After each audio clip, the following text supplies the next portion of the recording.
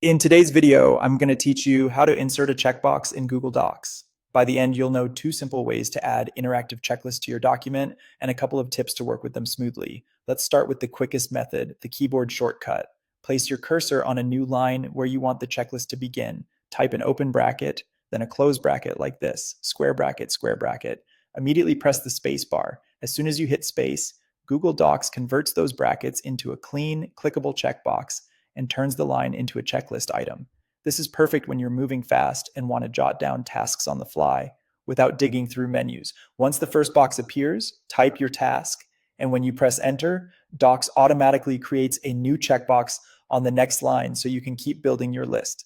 You can click a box to mark it complete, and your text will show as checked off, which makes tracking progress very visual and satisfying. Now, if you prefer using menus or want to pick from preset styles, there's another way. With your cursor where you want the checklist, head to the top of the screen and open the Format menu. From there, go to Bullets and Numbering, then select Checklist. You'll see options for different checkbox styles. Choose the one you like, and Docs will insert an interactive checklist right at your cursor. This method is great when you're setting up a document with consistent formatting, like meeting agendas, project lists, or step-by-step procedures. It also makes it easy to keep the look of your checklist uniform throughout the document. Once the checkbox is in place, you're ready to use it. Type your first item, press enter to add another box, and continue building your list as needed. If you ever need to reorganize items, you can move lines up and down or add indentation to create subtasks and keep things tidy.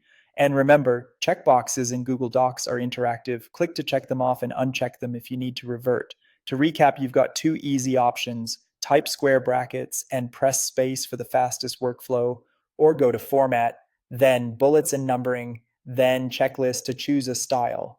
Use whichever fits your setup, and you'll be creating clean, interactive to-do lists in seconds. Thanks for watching, and happy organizing in Google Docs.